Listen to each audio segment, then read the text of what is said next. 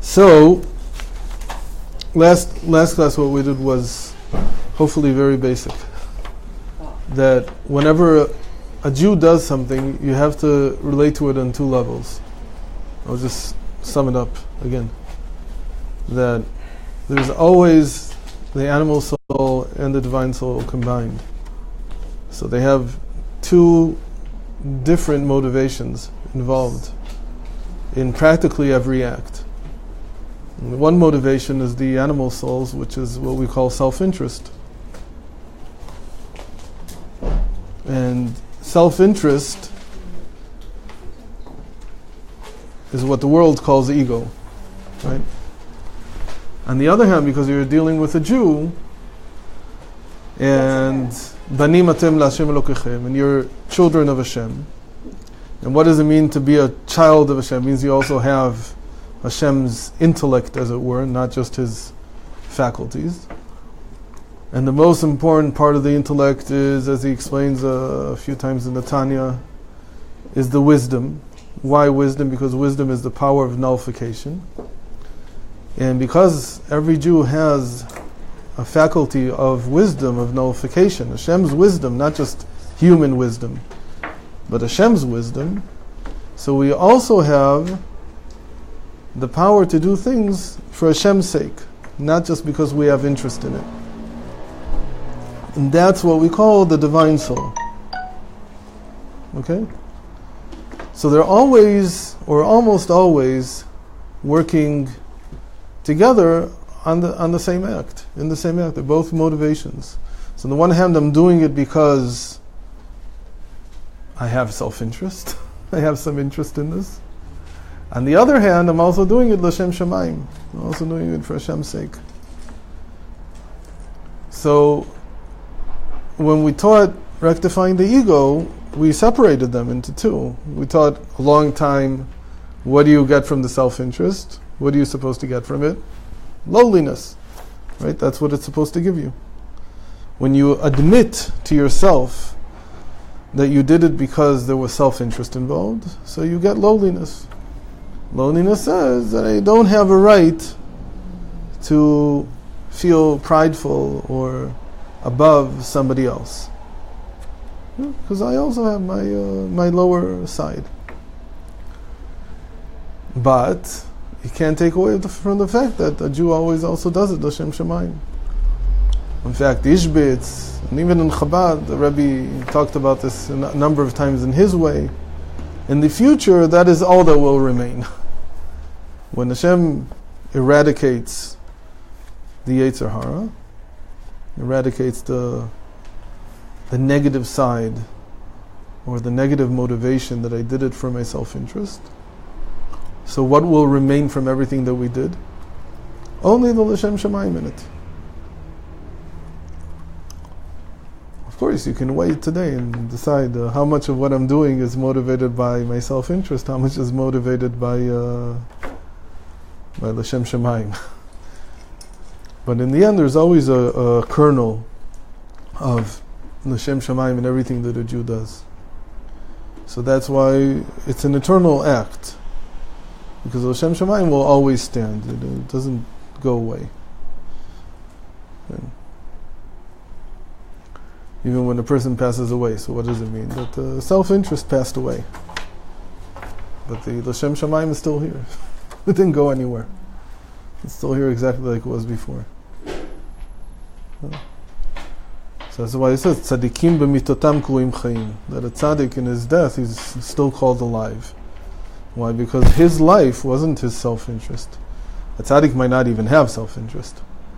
But even if he's not a tzaddik gamur, and he's just a regular tzaddik, so his life is the l'shem shamayim that he did. So that is here, that remains here. So when we talk to people, when we try to help them, and here's a big thought also. Who should we be helping? People who are schizophrenics? Nah, that's for that you need a government that can pay, I don't know how many millions of dollars to treat each schizophrenic. It's not for us. All the extreme cases are not for us at all. Because there you need a whole system, establishment, and that takes care of it, and it's not something. What? It's actually physical. It's actually. Physiological. It might be. It might be. So you need to give drugs, and it's not.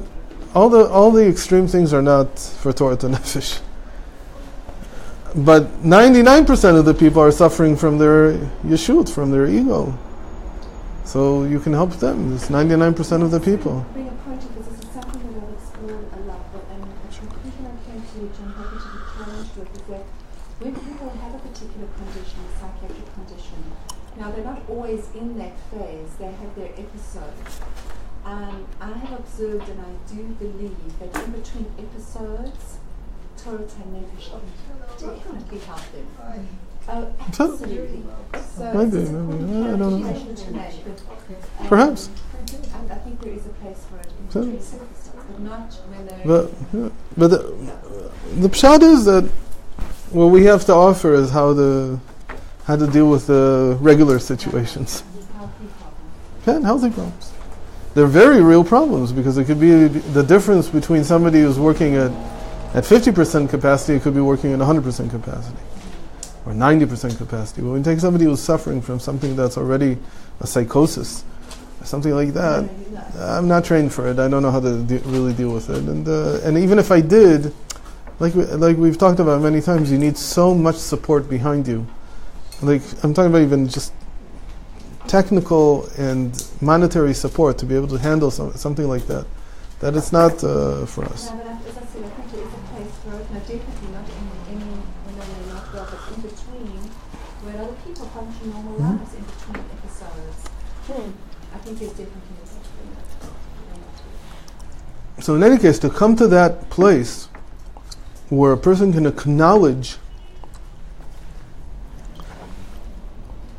the self-interest in how they act, the self-interest in how they picture their lives, the self-interest in how they picture God, the self-interest they have invested in how they see themselves.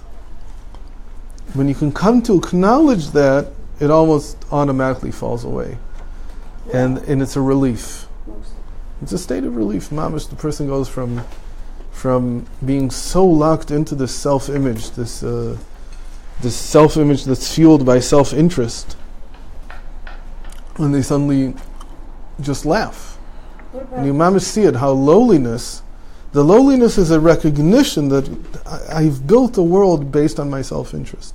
A world that doesn't really exist outside my consciousness.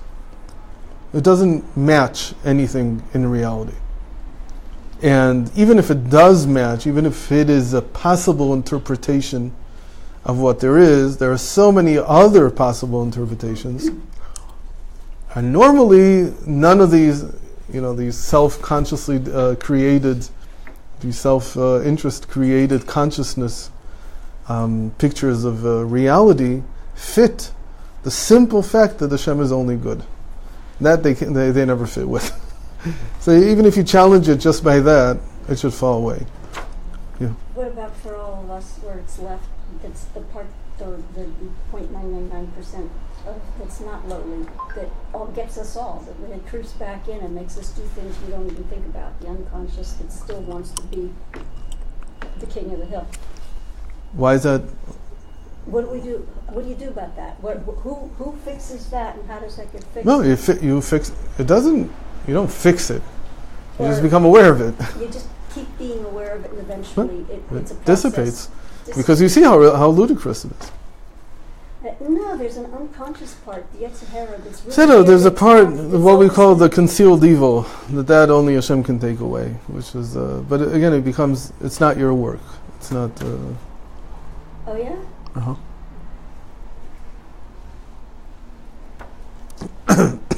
Right.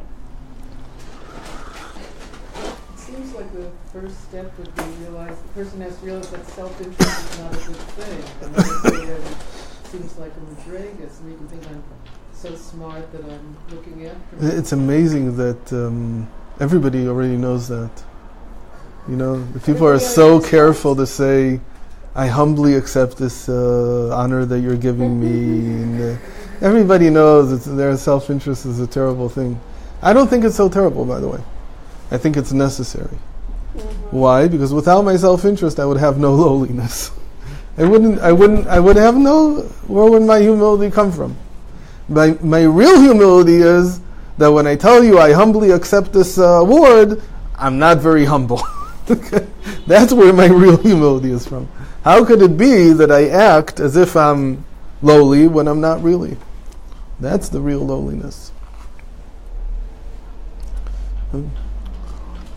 So I think that people are very much aware of how ridiculous self-interest is, and how how dishonest, how misleading it is, not just to other people but to themselves. Do you think people outside of Torah Nefesh know this? Everybody knows this. We'll have to take a poll. Yeah, I'm not so sure. No, I don't think you need to take a poll. If that were true, well, maybe now. Maybe that's why things are speeding up so much. People are catching up, and they have to be. It's out there. It's in here. Well, we could say something else that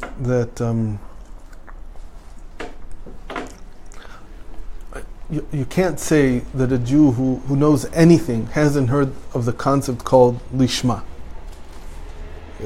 I mean, it's one of the first things you hear of. Lishma, L'Shem Hashem. Why does the word and it translates into other languages also. Why do we call Hashem Hashem? Why do we call him Hashem? The name. Right. It's not what we mean. It's not what we mean. It really means the cause. What? Like Lishma, L'Shem Hashem. When you say Hashem is Hashem, what are you trying to say? Okay. It means a name, it's true. But L'Shuma, for what? What Shum, Shem in Hebrew, is the same thing as what is the reason. Okay? What is the purpose? So when you say that Hashem is called Hashem, really what you're saying is He's the purpose, He's the cause. Okay? He's the cause for which I'm working. So the word Lishma, it's almost impossible to say the word and not hear Hashem in it. Right. It's almost impossible. You can't even say I'm learning Torah Lishma. So L'Shem who? For the purpose of Hashem. For Hashem. I'm dedicating this to Hashem. It's not for me. Isn't that the word that's not the word to do and then hear? That's a different. Nishma, that's something else. Nish. Naaseh v'nishma, that's we will hear. Lishma here is Shin Mem He, same letters as Moshe.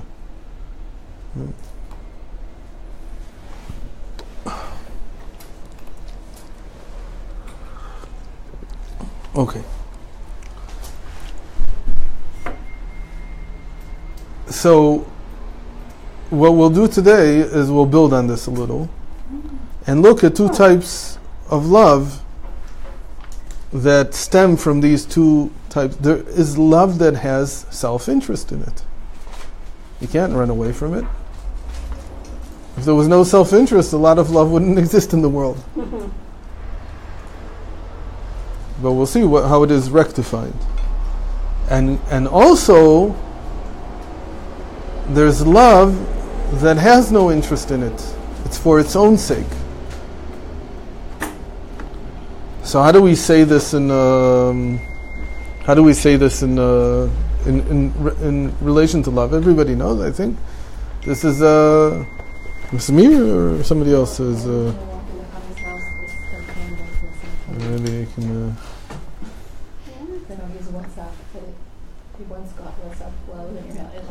Anyway, so there's ahavat tluya b'davar, there's ahavat she'ena tluya b'davar. There's love that's dependent on something. It has a reason. It has a purpose, if you want, a goal. And there is ahavat she'ena tluya b'davar. And there's love that is not dependent on anything. Okay? There's two types of love. What is love that's dependent on something? Atluya b'davar. So Chazal say, Zo ahavat Amnon v'Tamar. That this is the love between Amnon and Tamar, two of David's children. Right? Tamar was from another wife, and Amnon was from from another woman. Tamar was Avshalom's sister. And Amnon was from another wife, and he fell in love with her. And he wanted to marry her. He wanted to be with her. So the sages say this is the strongest example in the Tanakh of Ahavat Tluya b'Tavel. Love that it's dependent on something. There's some ulterior motive in it. What was the ulterior motive? Lust. So it could have been lust. It could be more complex because you've got all this politics going on in David's house. So it could be there was also a backstory with exactly how Amnon wanted to vie his way into becoming the successor. So it could be there was a lot of intrigue going on behind this. On the face of it, it's just lust, though. And then they say, and there's love that's not dependent on anything. And what's the example of that? Zo'avat David veYonatan. That David and Yonatan, there's no lust there at all because it's between two men. So their connection, their love between them, is the best example of what it means not to have any ulterior motives in the love that you want.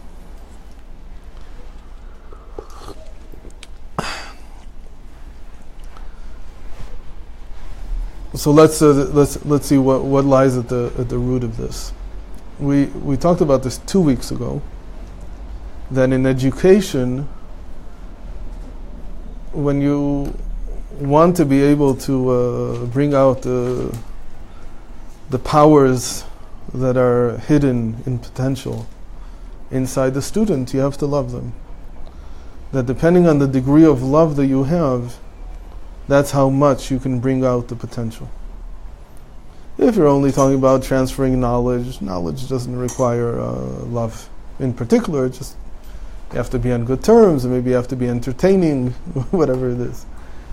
But the emotion of love is necessary when you want to raise a child, raise somebody who's learning from you, meaning to develop their skills, to develop their faculties, not just to leave them the way they were. In the same way that we said that Hashem, when He creates the world, but He does it with chesed, olam chesed yibaneh. We said it starts from a point of nothingness, and even that point of nothingness is already related to love, but we call it faith, that He has faith that something can come out of this. And then He nullifies Himself. We say there was emunah, bitul, and then ahava. And then the love itself is what makes the faculties inside the world, the potential, move from potential to something practical, something that exists in actuality. So that's the general picture. But really, there's two forms of making things grow. And we know this. One's called something from nothing, and one's called something from something. Sometimes when you're making something grow, so the thing that you're bringing out wasn't here before. It was what we call he'elem she'eno b'mtziut. It's concealed, but it's not in existence yet. It has no existence, but you know it's there. How do you know it's there? Good question. It could be that it's a hunch. It could be that it's just because you love the person and you believe that they must be able to do this. That's the yesh ma'ayin. That's the yesh ma'ayin. That's something from nothing, because on the surface of it you can't see that the person that you're educating or in a relationship with has any ability to do what you want to teach them to do. The best example in the world is unfortunately mathematics. so there's an exam that you have to take at some point, and you're supposed to know mathematics. But then the child that you're trying to teach, so not only do they not have a knack for it, but they hate it. They can't stand it. So there's nothing to talk about. There's nothing there. But you say it can't be. They must have something. It can't be that they have nothing at all. There is such a thing called dyscalculia. But really, it can't exactly be that way. It must be that they were taught the wrong way, and so it didn't come out. It can't be that they can't do it at all. That just doesn't make sense if they're normal, right? How could that be? Or, let's say that there is a child who you see as just a delinquent, and they have no capacity for anything that's related to emotions, to positive emotions. So you're talking about what's emotions got to do with math? Yeah, it's just another example. So if you see somebody who says, I don't know how to love. So what do you mean you don't know? It can't be. It's a basic human quality. Hashem created us in His image. You must have this. Yeah, but I hate everything. Everything I come in contact with, I only hate it. There are people like that. They're usually either behind bars or doing some criminal act. Okay. So how could it be? Where did it go? Where's their faculty of love? Or somebody who has no Zeitz flesh, can't sit down, can't study, just no self-discipline. So how can that be? How can you not have any self-discipline? You must have self-discipline. I can't see it. Said, I believe that you do have it though. So in that case, I have to bring it out from the person, from either it's a child or even an adult, something from nothing. It's like I have to go back to the place in them that is before any of the definitions, any of the garments that their soul has worn in this world. What did you say? So every person has this. So sometimes we call it the crown, like the super consciousness. But the super consciousness is sometimes referred to as makom asher lo yashav adam sham. There's a place where no human has ever inhabited. What it's trying to say is that it's not a place where you're human. To be human, Adam, is ready to have some kind of garment, some kind of way that you appear, some persona that you've taken on. But there in the crown, there's no persona yet. It's like the soul stripped of any of the ways that it's come to manifest itself in life. So it's a nothingness, in the sense that if I can get there, it might be very possible to bring out anew, to like start over and bring out this faculty that seems to be missing here. So one of the interesting things is, we've talked about this in the past, when we talk about the body, so we have the same dream. Like if somebody is missing a hand, either it was cut off or they were born without it, whatever it is. So why is it so difficult to get the body to grow it, either for the first time or a second time? Because we don't know, we maybe are beginning to get hints of it, but we don't know how to go back to that place. You have, in anything that you want to generate, either anew or regenerate it, either it's the first time or redo it completely from the first point, from the nothingness. You have to identify what that place of nothingness is. And in the body, we don't know exactly what to do. But why do we have this dream? Because we do it every day. We just don't do it with humans. We do it with plants. Plants, it almost doesn't matter which part of the plant you take.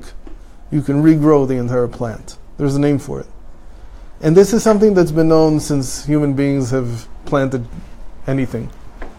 That you can take a branch and turn it into a tree. You can take a fruit and turn it into a tree. You almost can take a leaf in many of them and turn it into a tree. They use stem cells. So over time, what was discovered was that every cell in a plant has the capacity to go back to this original state. And you just have to, you have to cause it to happen. There's something you have to do there. Sometimes it's putting it in water, sometimes putting it in the ground, sometimes it's adding some hormones. It could be all kinds of things, but you're bringing it back to its state of nothingness. And so today they call it stem cells. But every plant does this very easily. That's why we call growing an arm. We don't call it, walking an arm, or because it's not from animals, because animals are like us. But plants that grow have this incredible capacity. But as much as it's so difficult to do it in the physical realm, it's very clear that this is what you do in the psychological realm, in the realm of the psyche. Because if somebody says, I can't love my parents, so we can go back. We need to go back to that place before your inability to love. And from there, take it out. And bring out that potential that you originally had. But for whatever reasons that you went through in your life, it was stumped. It stopped. It wasn't developed. And even if developed in the wrong direction, like a tree, I can do things to make it develop in the right direction. Then it's not exactly something from nothing, then it's more like something from something. And a lot of the education that goes on, really, or a lot of the advice that we give is more in the order of something from something, not necessarily something from nothing, even though something from nothing also you need from time to time. What does this depend on? It depends on how you are. Meaning, if the educator, if the counselor is something, they feel their yeshut, they feel their sense of self, so the most they can do, or not just the most, but what they can do, is something from something. It depends on how you are. Sense of self, you don't mean the negative sense of self. You mean they have to No, just the fact that you know that you exist. But that's either. I'll give examples as we go on. You're saying the therapist can access his own something in order to implant that Right, into the right, into the exactly, client? exactly. Even exactly. if the client, let's say, absolutely hates their parents, you can help them from your own place of loving. Good, good. I know what it looks like to love, and let me help you with it. Not feeling anything. But not feeling, it's more difficult. Yeah. Right. That's very, very Okay. sad. Hate is Huh? happy, it's Yeah. emotion. Let's see if we can work through this. Cut it off, dissociate.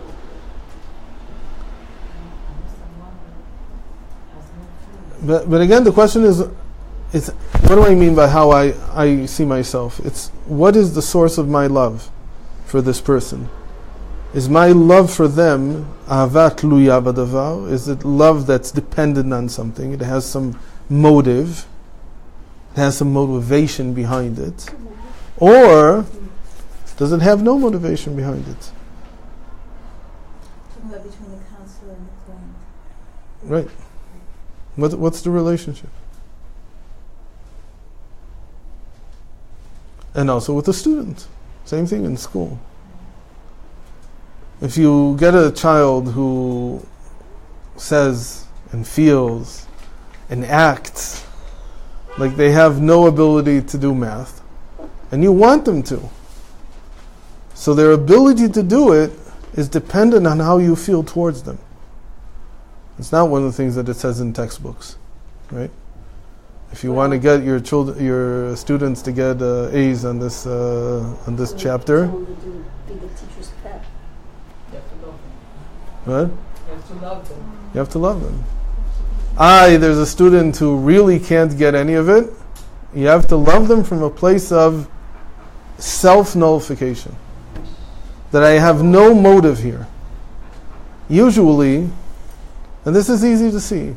What I'm going to say now is something that's, I think, clear.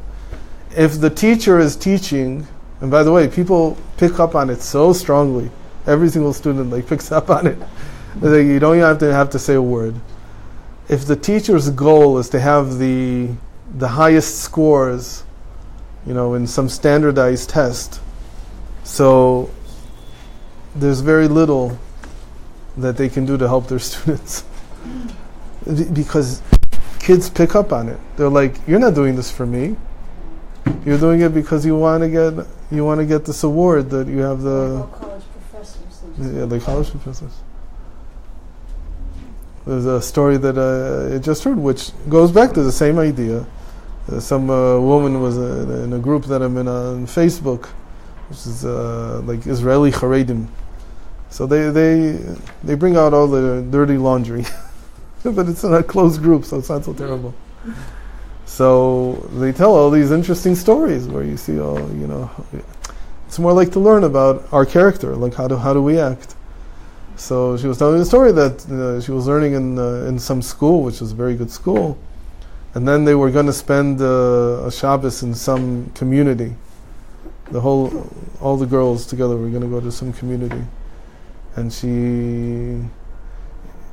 the principal they knew had family members in this community that they were going to, and so she held something. She got all the girls together before they went, to give them a pep talk, right, to explain to them. And she didn't say what they thought she would say. She said, it's so important for us to make a good impression where we're going. Truth is, what do you want her to say? It's important for us not to make a good impression. What was she supposed to say? So the woman who wrote this, she said, I was expecting her to say, we're going to a special place. Let's try to take as much as we can from it. Let's try to, soak in the atmosphere. Let's try to do this. I don't want to name any names, but let's come out with something. But both cases, it's self-interest. But here she says, let's try to make a very good impression. So on the face of it, even making a good impression is new. But they knew that she had family there. So it's like almost, she's like, I want people in my family to tell me afterwards that I'm doing a good job with my school. So immediately the students close up. They can't. I can't hear somebody who has an ulterior motive. What is this for? What The if she joke. been like out front with her ulterior motive? As you said, to say, I want my relatives to think Yeah, so okay, so at least I know what your ulterior motive is. I don't have to guess that it's worse than what I think it is. Maybe she gets money every time. I don't know. Who knows? But it doesn't take away from the fact that I would still feel estranged to what she's trying to achieve. Like, why would I? I'm not a bad person, so I probably won't act badly, says the woman. But what, she doesn't trust me enough to come and tell me, go and enjoy yourself, or take what you can out of it, or what? Just all this is, it's all a show for me to be like an actor in some play she's put on. So people take it very, very, very negatively. They don't like to hear that I'm some proxy in something you're trying to achieve. On the other hand, many times it is true. And not in every situation should it be that I have no ulterior motive. It's not. First of all, it's not true. I do have ulterior motives. I have other reasons for why I'm doing this. And whether I choose to share them, don't choose to share them, but they will become part of how I work, of how I conduct my relationship. Does it have to mean that having an ulterior motive means I don't love you? No, it's just love that's dependent on some reason. There's a reason for it. You can't fool yourself, lie to yourself, and lie to somebody else, and pretend that it doesn't exist. What you do need to do with it is to use it the right way. There is a use. There is a lot of good things, many good things that come out of love that has a purpose, that has a motivation behind it. it doesn't automatically mean that that's not good love. There's many good, so many of them. For instance, let's start with children, right? So we said the fact that I get pleasure, especially we talked about this last week or 2 weeks ago, that a woman gets pleasure from nursing her child. Does that mean she doesn't love him or her? Of course she loves him or her.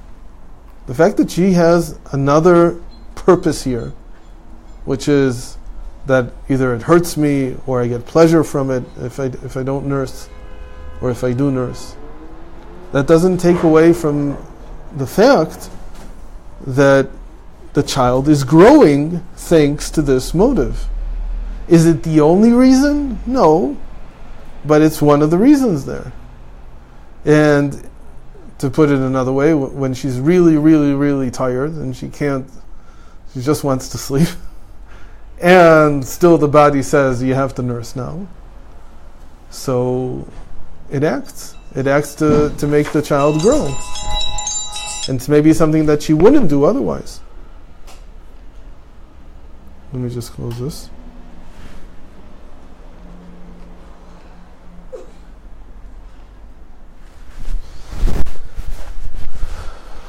It doesn't mean that, or the fact that, let's say a class, a mathematics class, and they are up for some prize. It can be something that motivates. It can motivate everybody, not just the teacher. When we're doing therapy with somebody, can we say that there's no ulterior motive? Of course there's an ulterior motive. What's the motive? What's my motive? Who knows? Every one of us has however many motives behind them of why they want to do this. For one person, it builds their self-esteem that I'm able to help others. But the good thing that comes out of it is that in the end, somebody else is helped. Doesn't necessarily mean that it's a negative thing. A lot of things are built because we have motives. You can't take that away. It's not like it makes a tray for something. But that's good for taking out something that already exists, for perfecting something that already exists, for fashioning something that already exists, for guiding something that already exists, some faculty that the person already has in them. So for instance, somebody who's doing coaching, so that's something that they would use a lot. Well, their motive is very clear. They're getting money for it. But they're helping the person own their skills and make them better. But these are skills that they already have. Or at least they have some beginning of them. They have something of them.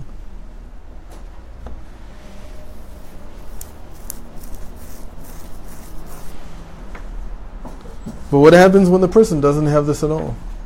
Like we said, like about love, that all they feel is hate towards the world. So then the question becomes, can I access a place in myself where I'm not doing this for any motive? Can I self-nullify enough so that my relationship on them is not predicated on anything? It's not conditional on anything at all. There's no conditions in this relationship. I was thinking of the movie that we saw a long time ago, maybe somebody who's watched it since, The Broken Wings.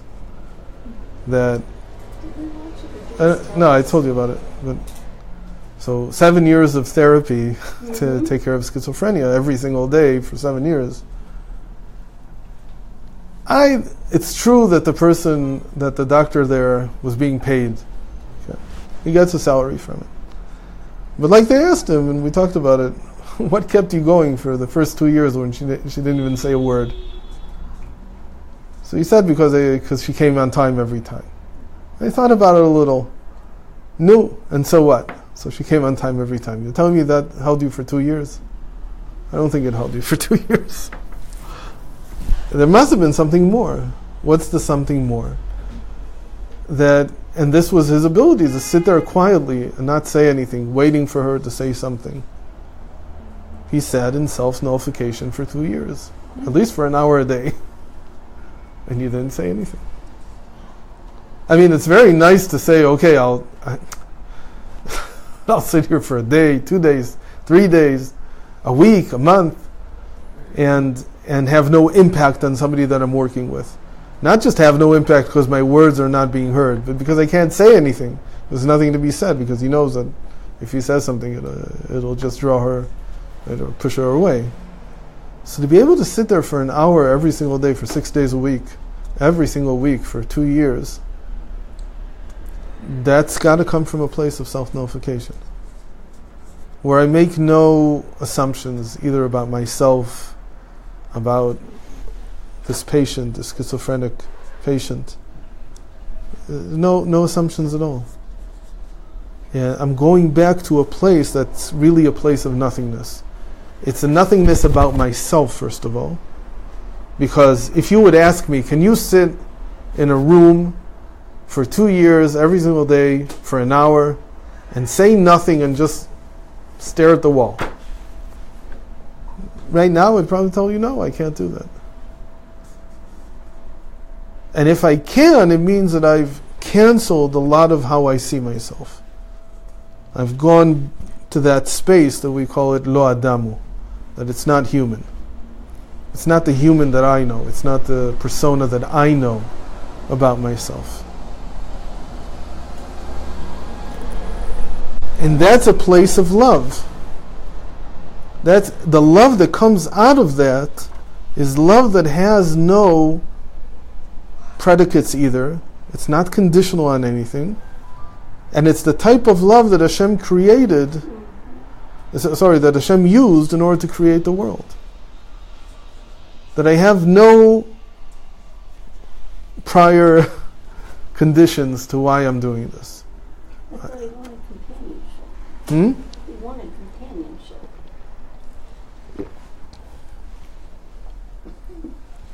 That's conditional. Why does he need companionship? The mouth was to be revealed, and it's the world. Have to have somebody to be revealed through. So those are all very good and interesting ideas, but they're not the point of creation. They're reasons for creation. But when you come to actually create, you have to nullify all of this. Is this the tzimtzum, the place of tzimtzum, from the Sinai that Hashem did to create the world, and what we have to do as a therapist in order to evoke that in the access it in the clients? So if there's a child here who doesn't know how to love at all, if I come with motives for why I'm loving them because I want to teach them to love, okay. So I'm really building on the fact that there must be some love inside, I just have to bring it out. But if that's not where they are, then what they need is somebody who has absolutely no ulterior motive for what they're doing. They love them purely, without anything in between at all. This is one of the great things that parents can give their children. On the one hand, we love our children because we want them to succeed, we want them to be righteous, we want them to do this. We have a whole list of what we expect. And that's good, because without that, there would be no guidance. There has to be hadracha. There has to be some direction that you give. If you have no picture of who you are, you can't guide somebody else. But that is a separate type of love and relationship than the one that says, regardless of how you are, and regardless of what you've done and what has come out, I still love you without any conditions. And this is one of the things that needs to be taught very clearly. It's not just technical. I always say this to people whose kids have gone off the derech, right? However they call it. I don't know how they know what the derech exactly is, but they have some picture of what the derech should be, and people want to guide their children to go in that direction. They want to guide their students to go in that direction. and then they fail them. The children fail. They don't do it right. So what happens to the parents? They give up. Why should I love you? They throw them out of the house. I can't. I've failed. Yeah, said it. You failed at love that is something from something. But this is exactly the point where you have to switch to the other type of love, which is that it's love of something from nothing. Yesh mi'ayin. And you have to go into that state of ayin, and it's the hardest thing, because we're locked already onto this thing that we're going to guide them, tell them exactly how to move forward and take them from point A to point B. But here it turns out that whatever we think about point B, or even what we think about point A, is irrelevant. Because somewhere along the line, maybe not because of anything that we've done, maybe because of something we've done that we don't know, the child has failed to develop some of these faculties, some of these abilities. To daven is an ability. You have to develop it. Nobody is born with it. I mean, you're born with it, but you have to develop it. What happens if there's a child that can't daven? There's no connection to it. So get him out of here. He's not worth anything. Is he more of a mother's love? Is he more like more coming from mother to find that place? We're equal opportunity employers. We believe that fathers can also do something from nothing. Father also has to learn how to be in bittul. That bittul, by the way,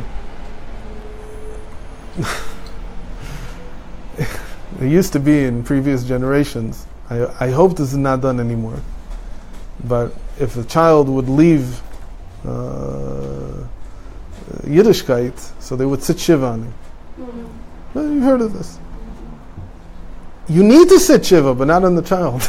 You sit shiva on yourself. You need to bury that picture that you had. And you have to have a velut on it. You have to feel that I lost something. It's true. I'm going back to a place where there's no human. Where I'm not human. I don't know who I am. But it's not a fault. And it's not a weakness. On the contrary. If you can use this failure to get there, then you've brought back the infinite power. What you can do from there is create something from nothing. So even if the child doesn't have these faculties now, it doesn't matter. Because this type of love, this type of relationship, where it's not conditional on anything at all, it has the ability to bring something, this faculty, from nothingness in them. But you have to go through it first. Not that you have to you already have that faculty. You don't have to bring it out in yourself. What you have to do is you have to connect with your own nothingness, with your own bittul, with your own infinite crown, which is above everything that you've learned and defined and come to expect, and so on. And that's the real power. That's how Hashem creates the world.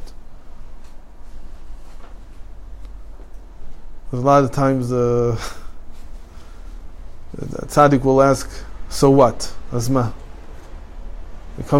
People come with all these complaints about their children. They're like this, they're like this, they're like this. They say, Azma. So what? They don't say, so what? Were you any different when you were this? Maybe they do. But it's not so what because it doesn't mean anything. It's so what? It's the shush, all these complaints that have a picture of how it needs to be, and to say, not because it should be this way, you're right, but to get there, you're going to have to go through so what? The place where it says, I have to leave all this and go back into my nothingness. That's the same thing Rav Effi teaches about when the kids complain about their parents, like an abuse. Go back and create something from nothing. Get rid of the picture you have and go back to where you know it used to be okay. Does that make sense? No. No, I'm saying we have to understand. There are two approaches, and they both exist. Hashem creates something from nothing, and He also creates something from something. He does both. What is it, by the way? What's it called when you do something from something? So, in general, that's called that there's a mazel that strikes something and makes it grow. That mazel is like a source of energy. It's called a malach or a mazel. It doesn't matter, and it strikes the tree, as it were. It makes it grow. So what's the act? Or it gives it a name. What is the name it gives it? Something smachim, like kokodas. Like what? I don't remember what Say it is. it There's a again. name. Something with smachim, like כן, אין לך צמח הוא צמח מלמטה, שאין לו מזל המכה בו ואומר לו גדל. There's no plants below, again it has to do with plants, that they're the best example of growth, that doesn't have a mazel that strikes it from above and tells it to grow. So that's the normal way of the world. That's guidance. That's like hadracha. That I give you some guidance. I know where I want you to go. There's a plan. We're going to get there. Nothing or something. That's something from something. And the operative word is strike. Because there's a lot of gvura in it. When you strike something, you're giving it a lot of strength. So I'm giving you the strength. If I don't have a clear picture, that's what I said about conditional. Conditional doesn't mean the motive doesn't have to be that it's for me. It's a motive in the sense that I know where we're going. I know. Again, it's not like I want you all to get A's because I'll get a more in my salary. That's not why. I want you all to get A's because I think it's important for you. I have a picture of why it's important for our class to be the best class in the entire United States, whatever it is. Can striking mazel be negative? What? Can mazel that's striking be a negative? Of course, because if you strike too hard, Like it feels like when I was reading this today. So the image right away comes up is Rav Ovadia, who was a lot like that. And anybody that he wanted to encourage, he used to slap them. But the person felt right away that it's out of love. It's like, you can do more. What are you doing? And the Rebbe was able to do it by just looking at the person, didn't even need to strike him. But I think it's because the Rebbe really went back to the nothingness. Could be. I'm not sure. But Rav Ovadia, that was his way. He's like, oh, and there's a lot of tzaddikim that are like that. Like, they slap you. Wake up. What are you doing? You know where you need to go. What are you doing here?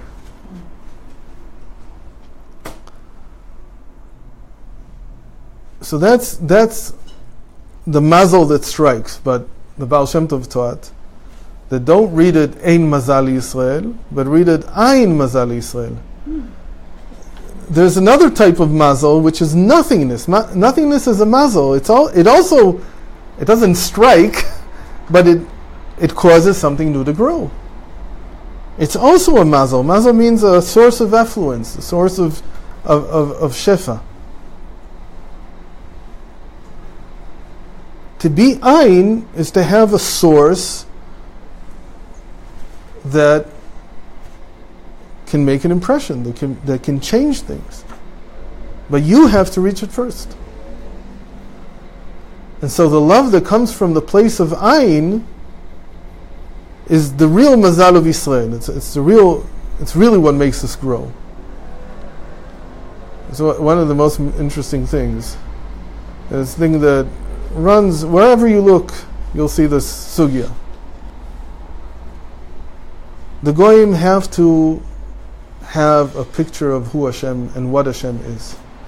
They can't stand it if they don't have an icon, they don't have some picture, they can't stand it. A Jew by definition is exactly the opposite. The moment you start telling me what Hashem looks like, I can't hear you. It's like, it disgusts me. I want to throw up. Why are you limiting Hashem? Why are you doing this? That's idolatry. Stop telling me names. Stop telling me this. In the end, who do I pray to? The same thing that the baby prays to. I don't know what it is. Don't limit me. When I learn, I can say even the deepest things about Hashem, and He's like this, and He's like that. But in the end, in my relationship, I can't stand that. And Hashem for me is the greatest ayin that there is, the greatest. Okay? But He is. He is. Okay? He's the absolute being, not the absolute nothingness. But I can't define it. So what is the So where do I get all my strength as a Jew? From the fact, from this ayin, from this undefinable reality. It's the strongest force that there is. It's everything. But it's undefinable. It's ungraspable. It's unfathomable. Undescribable. In that sense, it's all ayin. It's where there is no human, where there is no human concept, not just no human, there's no person there, of course there's no person. But there's no human concepts, wisdom and understand, all these things don't mean anything there. Why? Because it's the source of all these things. It's the source of everything that I have is something that I cannot define. So the moment that anybody, like, I guess as I grow older, I become more and more with dinim on this. I don't know why. But it used to be that I could hear like the Goyish stuff. I hear it as mamish, I feel like I'm going to throw up. Like, what are you doing? You're cutting me off from my source. You're cutting the world off from its source. It's like an idol. What are you doing? Why are you doing it? People bring it into Yiddishkeit. They bring yoga into Yiddishkeit. Why are you doing this? It's hard to say, but I'd rather be sick 1,000,000 years than the one time use that tumah. Why? Why would I do it? If Hashem thinks that it's best for me to be this way, okay, so I'll be this way. But to use the idolatry to heal myself, what am I out of my mind? It's so painful when it comes to the point where it's like, why would you do this? Like, I'd rather be an idiot and a Jew and worship Hashem and not know the first thing about anything, but not limit Hashem. The worst. And so when somebody tells me something, that they remind me that there are all these things that have made their way in, and you tell me, oh, maybe this is kosher also, and this is kosher also. It's like, I can't sleep at night. Why? Because that's the Ayin Mazal Yisrael. That's our real mazel. That's what really keeps us. That is the secret of the Jewish people, that we never worship idols. We can't stand them. That's why we're still here. There's no other reason for it. It's not because we're so smart and we're so. There's other people who are just as smart. There's other people who are just as brave. There's other people who are just as fast, just as slow, just whatever you want. You'll find everything in the world. But one thing nobody has is this inability to limit Hashem. Don't tell me about these names. I don't want to hear about them. That's the nothingness. And when you apply this to education, there are no limits really. If you can bring yourself back to that place, and from that place of nothingness, create a relationship with your child, with your student, with your person you're working with in therapy, then everything can change. There can be a new reality that comes here. Same thing, by the way, with our situation in our Holy Land. Same thing. Maybe I can guide the state of Israel to become something rectified. Maybe I can. Maybe I can't. Don't know. Maybe it's possible. There's a feeling by a lot of people. Yes, this can be guided in the right way to eventually be something holy and good, and be a representative of what Hashem wanted from us. But a lot of times you also feel these garments, they don't work. It's not based on something good. So maybe you should go back to the nothingness. Going back to the nothingness doesn't mean you have to destroy everything. That's not what it means. It just means you There's nothingness inside of us. What does it look like when we're trying to access in ourselves? it's like Hashem. Just a flame. It's undefined. But it's Hashem. Okay? It's the place. And how do I know that it's there? There are no conditions. So there's no self-interest. Right, right, exactly. But by the something from something, that's love that has some self-interest or some interest. Doesn't have to be self-interest. Like I said, it doesn't have to be that I want you to get A's so that I get a higher salary. It could be that I just want you to get A's. That's an interest. But here, I love you without needing you to get an A. I don't care what you get. I simply love you without any conditions. Or I come into myself in this place that has no definition, and my love is based on that. So interestingly, when Hashem created the world, so Chavi said before but he wanted there to be a people so that he could be a king. It's the right way to say it. How did Hashem get to that place? So it says that it wasn't so simple. That to get to the place where he could create a world out of nothingness, he first had to create many worlds and despair from them. And he despaired from them. Failures. It's almost like you can't reach that place before you despair from what there is. But Reb Nachman says there's no despair in the world. If you think that there's despair, then you've missed the entire point. You don't understand what despair is. Why? Because despair is supposed to lead you to the nothingness. It's not supposed to be the end of the line. It's not the last stage. It's the first stage. When you start with the Yerush, if you're just starting with it, it's fine. If you end with it, then it's terrible. Despair is the beginning that allows you to take the next step into your nothingness. And from there to emerge with a new reality. Is despair the same as bitterness? No. Or No, despair is Yerush. Okay. Yerush. Bitterness is Merirut. So despair is when I feel that nothing good can come out of this already. Merirut is simply that I'm distant, but I can grow close. It's still something from something. Okay? Merirut is, how do you do it in, what's the mashal? The mashal is that you put salt on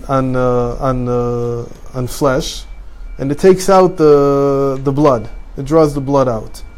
It sweetens the flesh. I want the flesh. I want to eat it. It's just that the flesh is too bloody right now. It's not edible. But I want it. I just have to fix it. That's something from something. That's what bitterness does. But despair is like the feeling of the seed rotting in the ground. There's nothing's going to come out of it. It's the end of the. But it does. There'd be an unrectified shiflut. What? Unrectified shiflut. Which one? Yerush. No, it's a state before bitul. It's a state before nullification. Because I'm leading towards my nothing. I have to have some kind of despair of how things are right now to want to create something new altogether. And you can't get there without going through the despair. Okay. There's every time that you fail, there's more chance that you can get to the nothingness. Mm-hmm. It's almost like the failures are to push you further and further into the no man's land there inside of you. It's to push you to take strength out of a deeper and deeper place, to the point where it's a place where you didn't even know that exists at all. It's almost like they have clout and they catapult you it accumulates and accumulates, and there's a force to. What accumulates? The despairs. No. Every time it pushes me further. It's like I told you about this. It's like this this meme that how people look at people who have succeeded, right? So they see like success, big success, and the people who have succeeded, what they see is failure, success. Well, why did you ask about bitterness? What's the point? So because it sounded the same. She didn't ask. So merirut, because merirut is what works on the animal soul, so it's all yesh miyesh. And that's It's always something from something. That's bitterness, Okay. merirut. Okay. But yeush is like another flip side of bittul. Okay. But it's only positive if it leads to bittul. It's not positive if it just stays the way. Again, if it's like the state that you're in. If you're just in despair, so that's nothing. You'll just sit. So it's like we've talked about this a lot of times. What do you do when you wait for the Mashiach? So there's people of despair. So they don't do anything. But really, the reason we fail all the time is because the Mashiach is going to come from a place that is from the depth of the nothingness. So you have to fail again and again and again. It's yaseh lemechakeh. We said lemechakeh, the one who waits for him, is otiyot. The Zohar says this. Lechochma, that you have to have bittul in order to bring the Mashiach. So even though we're failing, It's it's good. a success. Right. It's a great success because we're going deeper and deeper. I think we talked about this last time. We said that in previous generations, Hashem was everything, and now He's nothing. Okay? Every single generation, when you look back, they say that in the past, Hashem was much more than He is now. He revealed Himself a lot more. Okay? Even David already says this. There's a pasuk in, I think it's chapter 40. Avotenu sipru lanu, po'al pa'alta bimehem. Our forefathers told us, you used to do stuff. David Amar says this in his generation. You used to do stuff. Now what do? We don't see you. So our generation, mamish feels, how did somebody once say, in previous generations Hashem was the creator of the world. Today He doesn't even do counseling. He's nowhere. Where is He? Where did He go? What's He doing? So the answer is that the less you see Him, the closer to the essence you're coming. Because what you see is only a partial picture. It's almost it could be idolatry even. What you think Hashem is. But when you can't see anything at all, that's when you're coming closer and closer to Him Himself. And then when He Himself reveals, everything is a completely different story. But it's almost like taking out of us all these pictures that we've had. Hashem is this, Hashem is that, Hashem is that. No, He's everything. But He's none of the things that you understand. But He's still everything. So the less you connect Him to this act or this event or that event, He's everything, He does everything. But in my eyes, my physical eyes, if I connect Hashem to my smartphone, I'm an idolater. If I connect Him even to myself, I'm an idolater. I'm just worshiping myself. He has to be beyond. It's something that's beyond all the definitions. So in the same sense, when Hashem is in that sense the nothingness, the greatest being that for me is like nothing, like he's like He can't be understood in any single way. That's when He can create something from nothing. So that's what it says, that He despaired from all these worlds that He created. It's like it's trying to teach me that He forced Himself into the state of the absolute nothingness, from all this despair, that this doesn't work, this doesn't work, this doesn't work. Okay, so why am I going to create a world? I already know they don't work. I already know they don't work. None of them worked. That's a very big concept. So why am I creating the world? Because I love it. Olam chesed yibaneh. And then when I love it only for the sake of loving it, meaning it comes from my nothingness, then it can bring out everything. But if I have a purpose, so that's good for something from something, but it's not good for creating something new. Okay?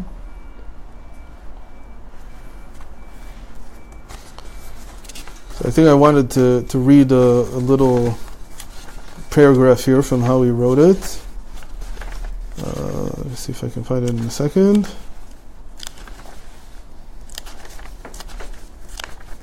What are we learning from? So I gave you these pages once. They're called Love 02, Mishicha Gdila Dveikut. So here he writes like this. We learned this in a certain way before. In what? I can't find it now. Because actually copies with No, I gave it to you once. I'll put everything on the website, on the Facebook again. No. I'll make copies. Give it. There was a very nice thing that I saw earlier. Maybe I'll find it. Here it is. I hope this is it. I read like the first sentence, so I decided this is what we were talking about. I hope I'm right. So I'm going to read it, and hopefully it'll be... An example of this, of the second type, of something from nothing, is a child who suffers mental or physical abuse or other traumatic experience at a young age. Such a child may build walls of protection around himself in the form of misbehavior, anger, or apathy. All ordinary means of getting through them fail. Only when a teacher, parent, or friend shares his own highly personal traumatic experience with the child, or shares his time or space with him in a way that allows him to bond in a new way, can the child break down the walls. So I don't know exactly what he means by this, bonds in a new way, but he says like this: frequently people are ready to give of themselves for purely altruistic motives, while at other times love is given out of a deep desire to have love returned to them. Good. So I don't know if this was a great example. I thought it would say more. But You know what that you're describing? I thought of it before you even said this. Yeah. AA, the gift of despair. Good. The fellowship and the people talking to each other and their And own that could only come after you despair. Yeah. Yeah. So, and again, it's despair is a very dangerous thing. You can only use it if, in the sense of that this is a step to get into a new creation. Right. Only Where is then. that from, you said? No, but this it wasn't as good as I thought. So strike it. I don't know who wrote this. I mean, I know who wrote this, but it's not exactly how we described No, it. wouldn't be. So Okay. after despair, do you have the thought that Hashem is recreating the world every second, and so that is always something from nothing? Right. So is Well, that, we wish it were always something from nothing. Most of the time, we just feel that the world is continuing in the same. It's just being guided, but not. Providence means guidance. It doesn't necessarily mean creation. To feel that the world is coming out of nothing, that's a very high level. but we learn that the world. We learn it. Hashem is Exactly. recreating the world every second. We learn it. The question is, can we experience it? Okay, but so is that make That's right. sense? Is Yes, that- that's exactly the same thing. And who has that experience? Avram Avinu. That is a special faculty of Avram, to feel that the world is being recreated at every moment. That's why it's connected to chesed, that's why it's connected to love. That's why Avraham is Behi Balam, Avraham, that Hashem created the world with Avraham, with this experience. Why would it be recreated at every moment? So the philosophical answer is because otherwise it won't stand. But somebody could ask, what do you mean? Hashem can't create something that would be permanent? When did Abraham Nobody can tell Hashem what to do. What? When did Abraham have despair? He despaired from the sun, then he despaired from the moon, he despaired from everything. So he realized that if this can't stand, so there must be something that's beyond all of this. And that's when he came into an understanding that Hashem is recreating everything at every moment. It's like you could ask again about Hashem. What Hashem is so unlimited. He can't create a reality. It doesn't need to be recreated all the time. Why can't we allow? He can do anything he wants. So why did he create the world this way? To tell you that it's the same thing. For me to sustain really, to give you infinite power all the time, I have to go back into the nothingness. Hashem himself, he goes back there all the time. It's when I pick up on that, then I can also do something from nothing, and not just something from something. Okay.